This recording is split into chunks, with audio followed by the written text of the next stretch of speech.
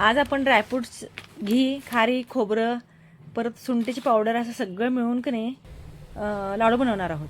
तर त्यासाठी मी 2 किलो खारी घेतलेली आहे आणि ती त्यातली आत बी काढून उन्हाळ्यात चांगली वाळवून घेतलेली. वाळवून घेतल्यानंतर ती दळून आणलेली आहे मशीनवरनं. आता हे आपल्याकडं खोबरं आहे अर्धा किलो, हे पण मी कद्दूकस करून घेत आहे ह्यात वापरण्यासाठी. ही पाहू शकता, ही खारीक आहे बघा, खारकीची पूड आहे, ही अशी दळलेली आहे. आता गव्हाचं पीठ मी घेतो आहे साधारण अर्धा किलो दळलेलं पीठ, आणि बेसनचं पीठ घेतो आहे अर्धा किलो, आणि तांदळाचं पीठ घेते पावशेर. तर एका मोठ्या पातेल्यात मी चांगलं 150 ते 200 ग्रॅम तूप घातलेलं आहे, आणि 100 ग्रॅम डिंक आहे माझा हा. तर त्यात मी सगळा व्यवस्थित तळून घेत आहे मंद गॅसवर, बारीक गॅसवरती, की हातानं दाबलं की डिंक फुटायला पाहिजे इतपत त्याला भाजायचं आहे, आपलं तळायचं.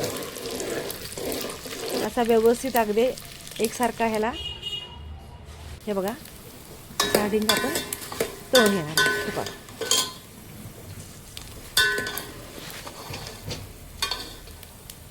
एका भांड्यात काढून घ्यायचा डिंक.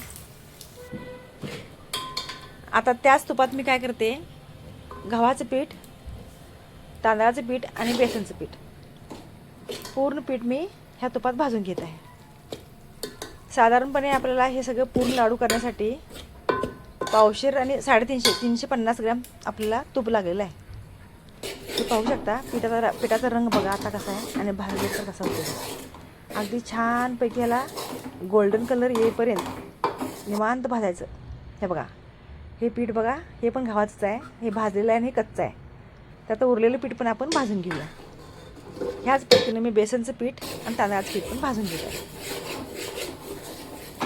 पूर्ण भाजल्याची प्रक्रिया मी दाखवत नाही, व्हिडिओ आपला 1.5-2 तासाचा होईल. मग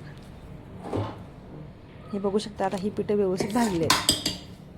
हे सगळं मला पूर्ण रेसिपी करायला जवळजवळ 6 ते 7 तास लागले आहेत. आता हे सगळं पीठ मी का परातीत घातलेलं आहे. आता परत मी त्याच पातेल्यात 3 चमचे तूप घेतो आहे, आणि त्यात अर्धा किलो गूळ, बरोबर 500 ग्रॅम गूळ मी वजन करून घेतलेला आहे. सगळे पिठे मी वजन करून घेतलेत बरं का. आता हा गूळ पूर्ण मेल्ट करून घ्यायचा आहे आपल्याला ह्या तुपातच. पाणी बिणी काही घालायचं नाही, म्हणजे लाडू आपला जास्त दिवस टिकतो. आता मी पदार्थात पाणी चा वापर झाला नाही तर ते पदार्थ दीर्घकाळ, 1-1.5 महिना टिकतो आहे. हे पाहू शकता तुम्ही, हे पूर्ण मेल्ट झाले. आता आपण 2 चमचे सुंठ पावडर आणि 2 चमचे आपण ह्यात वेलची पावडर, हिरवी वेलची ती कुटून घालणार आहे. ड्रायफ्रूट सगळे मी मिक्सरला बारीक करून पिठासोबतच घातलेले आहेत. वरतून थोडे आता लाडू करताना लावायचे. हे मेल्ट झालेलं पूर्ण गूळ मी हे पिठात ओतलेलं आहे. आता उरलेली पिठं पण आपण ह्यातच मिक्स करून घेऊ.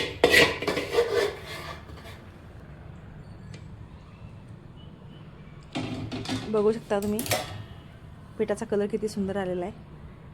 पीठ जर कच्चं राहिलं तर ते आपल्या तोंडात चिटकण्याची शक्यता असते खाताना. तर तुम्हाला पीठ वापरायचं, पीठ जर तुम्ही लाडूत घालणार असला तर ते अतिशय चांगलं खमंगच भाजावं लागेल, न करपता. करपल्याचा वास पण अतिशय मग लाडू मग टेस्ट होत नाहीत. तर पीठ भाजताना तुम्ही अगदी लक्ष देऊन पीठ भाजायला पाहिजे. आता आपली ही खारकीची पूड आहे, साधारण 2 किलो खारीक आहे. तर ती आता मी एका ह्या परातीतच घेत आहे. हे मिक्स झालं की आणि थोड्या वेळाने आणि थोडी मी ह्यात आणि थोडी घेत आहे. हे बघा, हे आहे आपलं तांदळाचं पीठ आणि हे आहे आपलं गव्हाचं पीठ. हे मी पहिल्यांदाच भाजून ठेवलेलं आहे. ही तयारी मी 3-4 दिवस झालं करते बरं का. दररोज जरा काम करत राहिले, तेव्हा आज माझे लाडू 5-6 तासानंतर तयार झालेले आहेत. ह्याला 1-2 माणसाची गरजच लागते. हे पाहू शकता तुम्ही, खारकीची पूड, गव्हाचं पीठ, तांदळाचं पीठ आणि बेसनचं पीठ, आणि मेल्ट केलेलं गूळ, ड्रायफ्रूटची पावडर, वेलायची पावडर, सुंठ पावडर, आणि आपण तुपात तळून घेतलेलं डिंक, तो चांगला मी हातानं चांगला क्रश करून घेतलेला आहे. आणि हे आता त्याच भांड्यात मी थोडंसं पीठ घालून हे चांगलं भांड्याचं लागलेलं तूप सगळं हे बघा हे असं स्वच्छ पुसून घेत आहे. आता हे सगळं मिश्रण मी हातानं एकजीव करून घेतोय.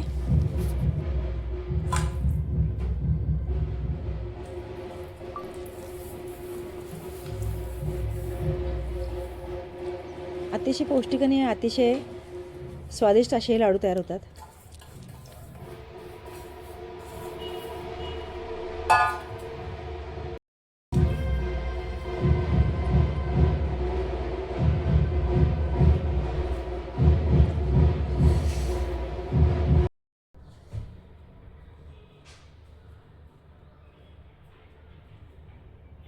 लाडू बनवण्यासाठी मला 3-4 दिवस झालं मी हे सगळं करत आहे. खारीक फोडणं, खारीक वाळवणं आणि मग ते आज 5-6 तास काम केल्यानंतर माझे लाडू तयार झालेले आहेत. बघू शकता हे लाडू असे मस्तपैकी आपले.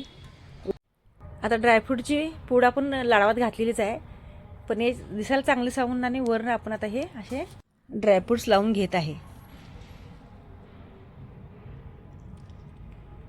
माझा हा व्हिडिओ जास्तीत जास्त लोकांपर्यंत शेअर करा. माझ्या चॅनलला सबस्क्राईब करा आणि लाईक करा. आणि एकदा हे लाडू नक्की करून बघा. अतिशय सुंदर आणि अतिशय चविष्ट असे लाडू बनतात.